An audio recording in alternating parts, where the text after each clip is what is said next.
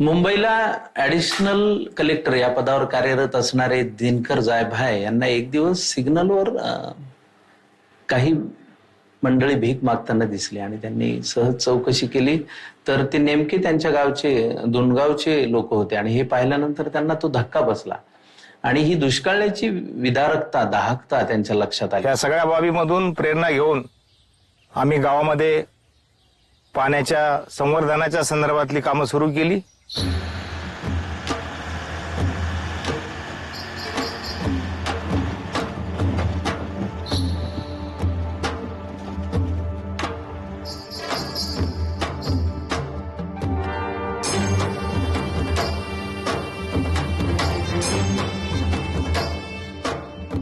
आणि आम्हाला याची काही जाणकारी नव्हती, पण आमचे जे अधिकारी लोक आहे यांनी स्वतः येऊन स्वतःची एक पगार टाकून आणि स्वतः त्यांनी 1-2 किलोमीटर काम करून दाखवलं।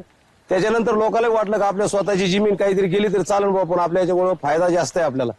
त्यांच्या परीनं त्यांना जेवढं जमलं तेवढं त्यांनी काम केलं। नंतर नामशी संधान साधलं आणि मग आपण मिळून इथे काम सुरू केलं। जवळजवळ 35 किलोमीटरचं काम आपण जलसंधारणाचं केलेलं आहे तिथे।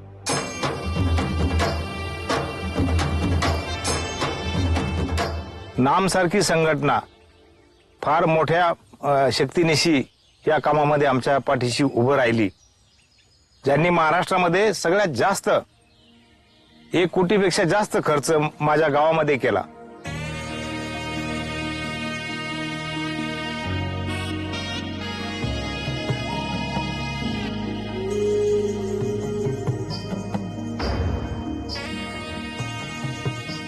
नोकरी करता शिक्षणाकरता गाव सोडून शहराकडे गेलेली मंडळी सहसा आपल्या गावी परतत नाहीत, पण दिनकर जयभाय यांच्यासारखे लोक मात्र पुन्हा आपल्या गावी येतात, गाव नव्याने एकत्र उभं करतात आणि जेव्हा जलसंधारणाच्या कामाला सुरुवात करतात तेव्हा त्यांच्या पाठीशी त्यांच्या सोबत नाम फाउंडेशन उभं राहतं आणि एका भव्य कामाला सुरुवात होते।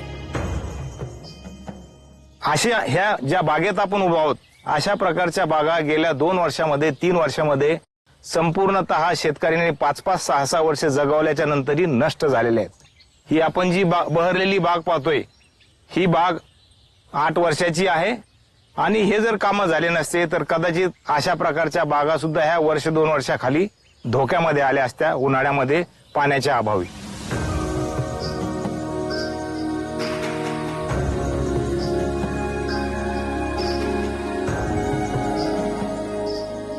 पूर्वी पाणी पडत असं, पाऊस पडल्याच्या नंतर पाणी आमच्या जवळून वाहून समुद्राला जायचं, आम्हाला पाणी भेटत नसं। पण साहेबांनी नाम फाउंडेशनच्या माध्यमातून आमच्या गावाची अशी परिस्थिती आज झाली की आमचा गाव हा सुजलाम सुफलाम झाला, आम्हाला पाण्याची कमी नाहीये।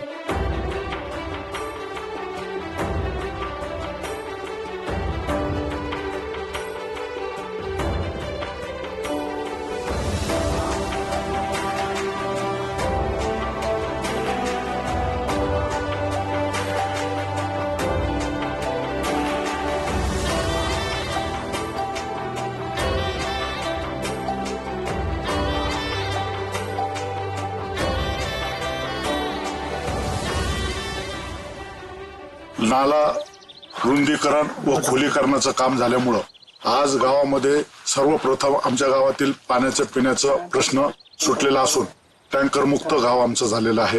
पाणी साठायला लागलं, यायला पाणी वाढायला लागलं, घरीच नळाला सारखं पाणी राहतं, नाही तर पहिले 1-1.5 किलोमीटर जायचं, 2 हांडे पाणी आणायचं, खूपच त्रास होता पाण्याचा।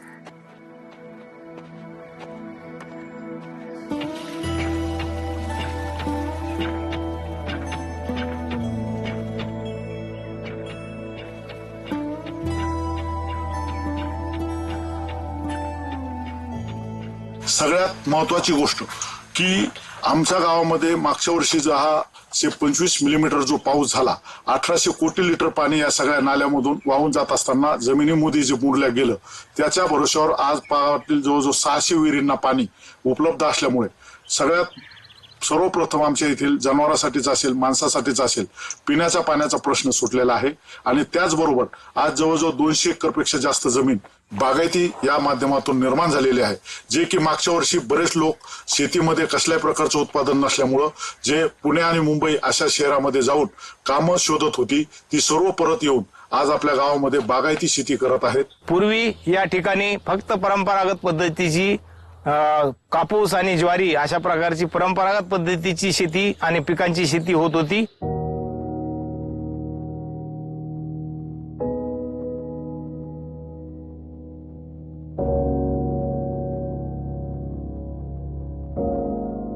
आणि आज दुनगावचं चित्र मात्र आमूलाग्र बदललेलं आहे. म्हणजे मोसंबीच्या बागा बहरलेल्या तिथे दिसतात. 4-4 हंगामातली 4-4 पिकं शेतकरी बांधव घेत आहेत. आणि ही सकारात्मकता, सुबत्ता ही केवळ ठरवून एकत्रित काम करण्याच्या विचारामुळे आलेली आहे. नाम फाउंडेशनमुळे शेतकऱ्यांना एक नवीन संजीवनी मिळाली.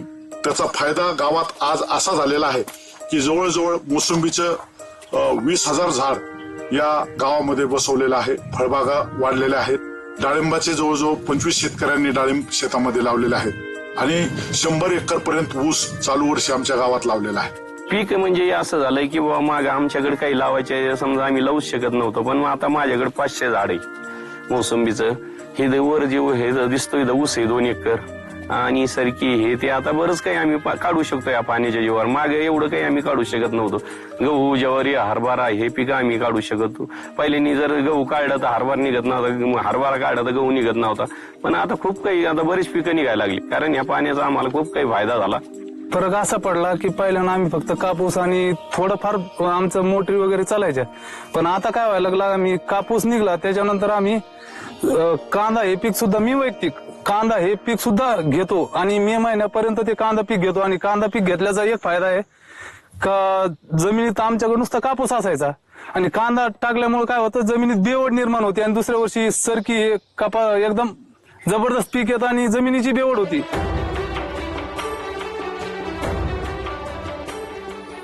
ज्या जमिनीवर कधी काळी एक पीक घेणं अडचणीचं असायचं, आता तिथे 2-2, 3-3 पिकं घेतली जात आहेत. मोसंबी, कांदा, ज्वारी, बाजरी अशा अनेक पिकांचं उत्पादन शेतकरी घेऊ लागलाय. हे चित्र बघितल्यावर खऱ्या अर्थाने महाराष्ट्र आता सुजलाम सुफलाम होतोय असं म्हणायला हरकत नाही. काम झाल्यामुळं आमच्या गावातलं पाणी आमच्या गावातच थांबलं, बाहेर गेलेलं नाही आणि ते पाणी जमिनीत मुरलं आणि विहिरीत उतरलं आणि त्या पाण्यामुळं विहीर आमच्या तुडून भरलेल्या आहेत. सध्या विहिरीवरून वाहतात आणि ते पाणी आम्ही शेततळ्यामध्ये उचललेलं आहे.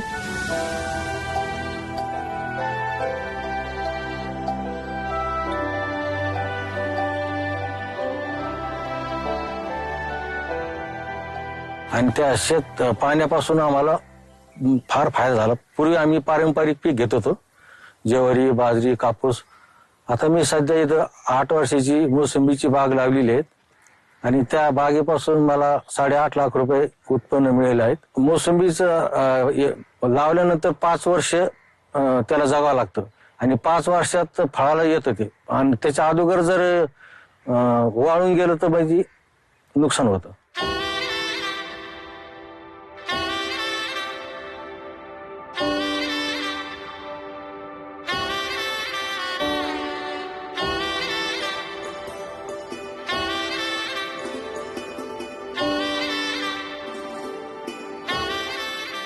आणि परत आम्ही मोसंबी बरोबर पेरू, सीताफळ ही बाग लावलेली आणि आम्ही आता नगदी पिकाचेच पाठीमागे लागलेले आहेत आणि हे नगदी पिकापासून आमचा फार फायदा झालेला आहे. माझ्या शेतीच्या बाजूने जाणारा जो चोपण नाला आहे, या चोपण नाल्याचं रुंदीकरण आणि खुलीकरण केल्यामुळं माझ्या शेतातील 1 एकर शेत तलावामध्ये पाणी भरण्यासाठी पावसाळ्यामध्ये जमा झालेलं पाणी मी साठवून ठेवल्यामुळं त्याच्या भरोश्यावर आज माझ्या शेतामध्ये 20 एकर डाळिंब आणि 5 एकर टरबूज पीक आज उभा आहे, ज्याच्यामुळं येत्या 2 वर्षामध्ये कमीत कमी या पिकाच्या माध्यमातून माझा कमी 1 कोटीचा फायदा या पिकातून होणार आहे.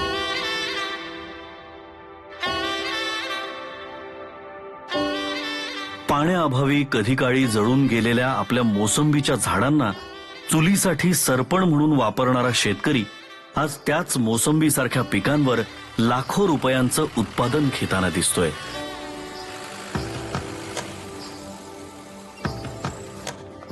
जलसंधारणाच्या कामामुळे शेतीबरोबरच शेतीला पूरक अशा जोड व्यवसायालाही फायदा झालाय. पाण्याच्या मुबलकतेमुळे आज अनेक गावातील दुग्ध व्यवसाय सुद्धा भरभराटीला आलाय. 1-2 किलोमीटरवरून पाणी व्हावं लागलं होतं गावामध्ये. जनावर होते 10, तर त्याच्यामुळं काय फुकट भाव विकायला लागली. आता जवळजवळ 2 गाई 2 बैल चाऱ्याची खूप परिस्थिती होती. हिरा चारा भेटत नव्हता. आता हिरा चारा भरपूर आहे, घास आहे, मका आहे, पाणी बी भरपूर आहे. डेअरी चालू केली. आता माझ्याकडे 20-22 लिटर दूध आहे. बरं, बाहेरचं बी येतं 150-200 लिटर दूध व्हायला लागलं आमच्याकडे.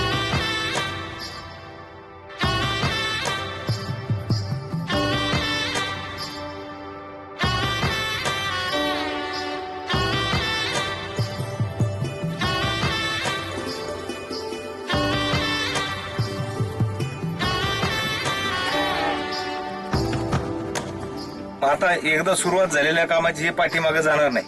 याच्यात कोणी कितीही कुठल्याही लेवलचे अडथळे आणले तर हे काम आता थांबणार नाही.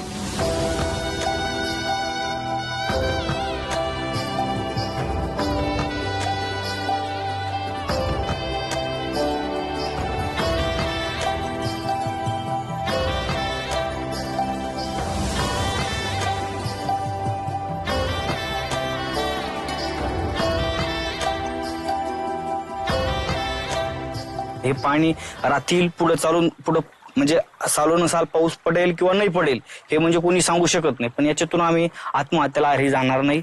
आणि हे जे काम आहे अजून होतोपर्यंत अजून 9 तरुण एका ग्रुपने येऊन अजून आम्ही ह्या पद्धतीने कामं राबवण्याचा प्रयत्न करू.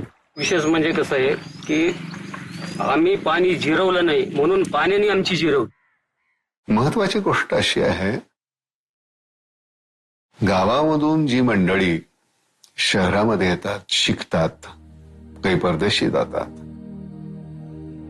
पण ती पुन्हा गावाकडे जात नाही. हे सगळं मोठं दुर्भाग्य आहे. परंतु ह्या सध्याच्या पिढीने मात्र मागे वळून पाहणं, गावाकडे पाहणं ही फार अपरिहार्यता आहे. महत्वाची गोष्ट आहे. दुष्काळ म्हटला की विदर्भ, मराठवाडा हे परिसर नकळत आपल्या डोळ्यासमोर येतात. पण खरं तर पावसाने समृद्ध असलेल्या पश्चिम महाराष्ट्रातली अनेक ठिकाणं अजूनही पाण्यावाचून वंचित होती. म्हणूनच सातारा, सांगली, सोलापूर या जिल्ह्यातल्या अनेक गावकऱ्यांनी जलसंधारणाच्या कामाला सुरुवात केली. नाम फाउंडेशन त्यांच्या पाठीशी भक्कम उभं होतच. आणि मग शेकडो किलोमीटरचं जलसंधारणाचं काम अवघ्या काही महिन्यात पार पडलं. आमची विनंती त्यांनी मान्य केली आणि आम्हाला पहिल्यांदा 2 मशीन त्यांनी उपलब्ध करून दिल्या. आणि तडोळे गावामध्ये आम्ही नाम फाउंडेशनचं पहिल्यांदा काम चालू केलं. तडोळे गावातला जो ओढा आहे त्या ओढ्याचं रुंदीकरण, खोलीकरण आणि 1 किलोमीटर कॅनॉल काढला तर तडवळेच्या ओढ्यापात्रामध्ये आणि गावाच्या शिवारात पाणी येऊ शकत होतं. जो बनपुरीच्या तलावातून जो कॅनॉल जातो त्यालाच पुढे आम्ही 1 किलोमीटरचा कॅनॉल, हे पहिलं काम आटपाडी तालुक्यात झालं. नाम फाउंडेशनच्या माध्यमातून जलसंधारणाची कामं आमच्या सरडे या गावामध्ये आम्ही हाती घेतली. मार्च 2017 या महिन्यामध्ये खोलीकरणाचं काम जागतिक जलदिनाच्या निमित्ताने औचित्य साधून आम्ही या ठिकाणी 3 टप्प्यामध्ये खोलीकरण घेतलं. बाळेवाडी खरसुंडी कॅनॉलचं काम हे अप्रतिम काम झालंय. खरसुंडी कॅनॉल पासून 4 किलोमीटरचा कॅनॉल काढावा अशी आमची अनेक दिवसापासूनची मागणी होती. बाळेवाडी गावामध्ये आता तुम्ही जाऊन आला असाल, गेली 15-20 वर्ष त्या बंधाऱ्यामध्ये कधी पाणी तुम्ही बघितलं नसेल, इथल्या लोकांनी कधी बघितलं नाही. बाळेवाडी गावामधला कॅनॉल हा जवळजवळ 4-4.5 किलोमीटर लांबीचा 5 पोकलॅन नाम फाउंडेशनच्या वतीनं तिथं उपलब्ध करून दिले होते. रात्रंदिवस तिथं काम चालू होतं.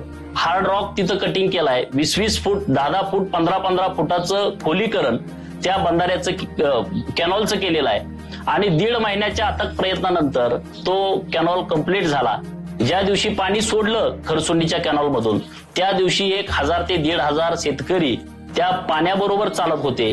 4 किलोमीटरचं अंतर कापून जेव्हा ते पाणी बाळेवाडीच्या पाझर तलावामध्ये गेलं तेव्हा तिथल्या लोकांनी फटाके उडवून आनंदोत्सव साजरा केला. आणि ते पाणी बनपुरी, बाळेवाडी, करगणीचा उत्तरेकडचा भाग, तडवळे, शेटपळे, माळेवाडी या सगळ्या गावांना या नाम फाउंडेशनच्या वतीनं काढण्यात आलेल्या कॅनॉलचा 5 गावाचा शेतीचा आणि पिण्याचा प्रश्न तिथला मिटलाय. नामच्या माध्यमातून सपोर्ट घेऊन आम्ही खोलीकरणाचं पहिलं काम हाती घेतलं आणि या ठिकाणी आज दिसतंय आपल्याला की गेल्या या महिन्यामध्ये सप्टेंबर महिन्यामध्ये जो परतीचा पाऊस आम्हाला पडला त्यामध्ये आमचा ज्या ठिकाणी खोलीकरण झालेलं आहे त्या ठिकाणी पाणी साठलेलं आहे. त्याचबरोबर नुसतं आम्ही या ठिकाणी खोलीकरण न करता आर्ट ऑफ लिव्हिंग, नाम फाउंडेशन, लुपिन आणि ग्रामपंचायत सरडे यांच्या माध्यमातून या ठिकाणी सिमेंट बांधाराचं काम पूर्ण केलं. त्यामुळे आज निश्चित आम्हाला या ठिकाणी पाणी साठलेलं दिसतंय. हे पाणी आम्हाला दीर्घकाळ टिकून राहील.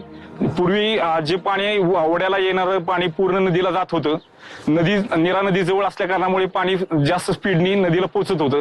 ते आता पाणी 3 टप्प्यामध्ये आम्ही खोलीकरण घेतलेलं आहे. तर ते पाणी आम्हाला पहिल्या टप्प्यामध्ये आम्ही अडवलेलं आहे. तर यावर्षी जे काम झालं अतिशय सुंदर, नामच्या माध्यमातून जे आम्हाला सहकार्य मिळालं अतिशय मोलाचं आणि भरीव कामाचं या ठिकाणी झालेलं आहे. जवळजवळ 2.5-3 किलोमीटर लांबीचा मिटकी गावातले शेतकरी आणि खरसुंडीच्या पूर्व भागातले शेतकरी यांनी मिळून एक कॅनॉल काढला. त्यांना नाम फाउंडेशनच्या वतीनं 2 पोकलॅन देण्यात आले होते. तेही काम कंप्लीट झालेलं आहे. नंतर आटपाडी शहरामधला ओढा शुक्र ओढा, त्या ओढ्याचं सुद्धा रुंदीकरण, खोलीकरण सगळं या नाम फाउंडेशनच्या माध्यमातून केलेलं आहे. त्याच पद्धतीने या नाम फाउंडेशनने आम्हाला एक पोकलॅन दिलं. ते पोकलॅन म्हणजे 24 तासामधील 22 तास कंटिन्यू चालत होतं. हे महत्वाचं वैशिष्ट्य. आणि त्यांनी 2 महिन्यामध्ये आमच्या ओढ्याचं कमीत कमी 9 किलोमीटर मधील पावसाळा सुरू होईपर्यंत 6 किलोमीटरचं काम पूर्ण केलं. खानापूर तालुक्यामध्ये सुद्धा लेंगरे गावामध्ये एक मशीन आपण 2 महिने नामच्या वतीनं दिलं होतं. तिथल्या लोकांनी सुद्धा त्या डिझेल टाकून खूप चांगल्या पद्धतीनं काम केलंय. सांगण्यासारखं भरपूर कामं झालेली आहेत. नंतर घाणन ते कामत हा 4.5 किलोमीटर लांबीचा कॅनॉल छोटासा काढलेला आहे. त्या गावातल्या लोकांनी लोकवर्गणी देऊन चांगल्या पद्धतीचं नियोजन केलंय. जिथं कधी कृष्णेचं पाणी जात नाही, जिथं कधी पाऊस पडल्याशिवाय तिथं पाणी येत नाही, अशा ठिकाणी नाम फाउंडेशनच्या वतीनं तिथं काम केलेलं आहे. आम्हाला या पावसाळ्यामुळे कमीत कमी आमच्या गावचं जे क्षेत्र जे 30% ओढ्यावरती अवलंबून होतं, आज ते 80 ते 90% क्षेत्र आज या ओढ्यामुळे आमचं हरित क्रांतीमध्ये बदललेलं आहे. आणि पाण्याच्या ह्या कामामुळे सगळीकडे एक सकारात्मक बदल आपल्याला दिसतो आहे. आणि खरं तर त्या शेतकरी बांधवांच्या बोलण्यामधनं किंवा त्यांच्या शेतातल्या पिकांच्या दृश्यांमध्येच तुमच्या लक्षात येईल की हा बदल किती महत्वाचा होता आणि हे किती बऱ्याच जणांनी पत्र लिहून देणगीदारांनी असं विचारलं की काही फरक पडला का नामच्या या मोहिमेमुळे. तर त्यांच्यासाठीच हे खास फुटेज आहे.